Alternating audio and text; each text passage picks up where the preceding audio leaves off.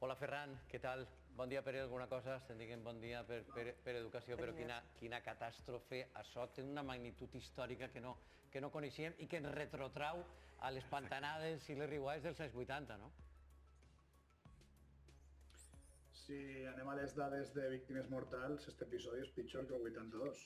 Vull dir, per tant per escala d'afectació, perquè afecta la conca del Túria, afecta la conca del Xúquer, veurem si afecta la conca del Millars, amb l'avís que ha llançat Diputació de Castelló respecte a la situació de l'embassament de Cirat, però sobretot també per el número de víctimes mortals i per la superfície afectada. I és que no de vegades tenim una quantitat d'aigua precipitable en l'atmosfera fruit del calor.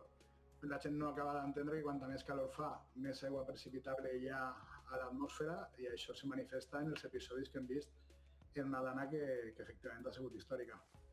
Com valores, Ferran, per anar a lo més actual? Ara te preguntaré pel barranc del Pollo, pel riu Magle, pel comportament, diguem, de les infraestructures en aquestes últimes hores, però el tema de la presa Cirat Vallat, com valores la situació? L'alcalde de Vila-real fa un moment ens donava la notícia relativament tranquil·litzant de que les portes s'havien obert. Saps com estan les coses? Quina és l'última hora? No tinc dades actualitzades més enllà del que ha publicat la Confederació, que ha mantingut una comunicació prou bona en internet a fonts oficials, perquè l'única manera de combatre les tonteries que molta gent, jo no sé, no acabaré d'entendre mai què trau la gent que s'inventa les coses, però moltes vegades els rumors estan basats en coses que han passat realment o en problemes reals, i també és important que l'administració tingui aquesta capacitat de resposta i de donar informació. Per tant, la Confederació havia emès un fax a la Diputació de Castelló, aquesta informació, si ara s'ha aconseguit obrir, s'havien donat els avisos. Moltes vegades durant el moment no pots fer res. Vull dir, si hi ha un problema amb un embassament, en aquest moment no se pot fer un miracle i fer que aquest problema desaparega. Per tant, el que cal és avisar aigües avall, veure que si desemboca entre Borriana i Castelló, què se pot fer en tots aquests pobles aigües avall, i el que se va fer ahir, que s'estava veient el tema de Forata. I sí que és veritat que ja vindrà el temps de l'anàlisi, però moltes vegades és important en aquest mare magnum que hi ha d'informació intentar no caure en contradiccions, i sobretot la millor manera, jo vaig comentar ahir, la millor manera de lo que s'està comentant de Forata haver sigut que una càmera d'apunt, haver anat a l'embassament de Forata, haver posat allà un trípode, una càmera monitoritzat en temps real i haver dit, mira senyores, Forata està perfectament, no passa res, vull dir, perquè moltes vegades la falta d'informació... El bulo, Ferran, disculpa, que se va difondre ahir era que estaven obrint-se les comportes de Forata i que això estava causant el desbordament del riu Magre, que això va ser una notícia falsa. Va fer un avís a mitjan vesprada. A veure, les notícies falses són una altra cosa, pot ser, però sí que hi ha una desinformació, que no és el mateix que aquesta notícia falsa. La Confederació havia llançat un avís de que podia superar-se el cabdal de 1.000 metres cúbics per segon, que és la capacitat màxima que té Forata per aliviar aigua quan està plena. El problema és que se desconeixia, i potser n'hi haurà que veure si se poden mirar aquestes qüestions, no hi havia informació de quanta aigua estava entrant en Forata.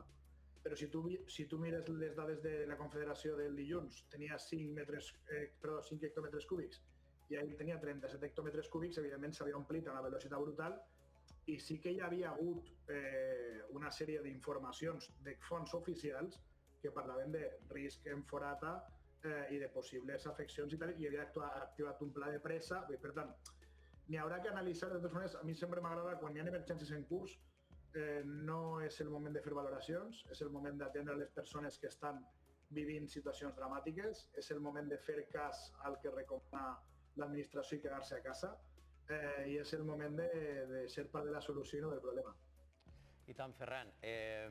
Per tant, aquest embassament de la Forata, el riu Magre, més ha ajudat a laminar que altra cosa.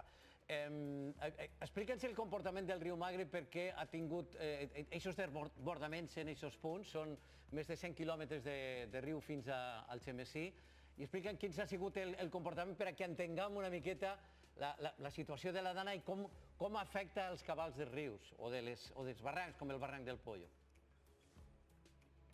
La hidrologia és una ciència complexa i una de les qüestions que té a veure amb la hidrologia és en quin estat se troben les les conques hidrogràfiques.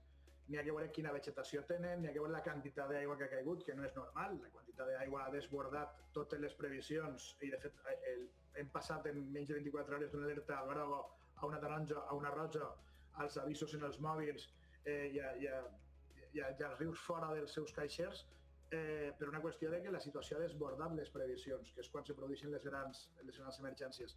Molts dels desbordaments se produeixen en zones que històricament s'han inundat i això, les zones que històricament ocupen els rius, en molts pobles les coneixen, saben quines zones s'inunden. El problema el tenim moltes vegades en que les infraestructures, per exemple, este matí estava veient imatges d'un pont de la CB42 a l'altura del Gemesí, que ha rebut un impacte d'un tapó de canyes i de vegetació i que ha generat que aquest pont n'hi haurà que revisar-lo perquè n'hi ha enclavits que poden tindre problemes d'integritat d'aquesta estructura. Per tant, moltes vegades quan la vegetació s'acumula en una infraestructura, això també ens ha de dur a replantejar com calculem aquestes infraestructures. És a dir, el canvi climàtic ens va obligar també a canviar l'enginyeria amb la que calculem aquestes infraestructures. Això provoca una sèrie de problemes de avall. Ferran, si te sembla, continuarem parlant en els pròxims dies. Este episodi quedarà per a la nostra història més tràgica i el teu anàlisi el valorem altament. Tenim ara notícies d'Alcans i imatges de com està la situació ara mateix. Gràcies, Ferran, per acompanyar-nos. Ens n'anem cap a Cullera en directe. Ja està la nostra companya Maria Sánchez. Maria,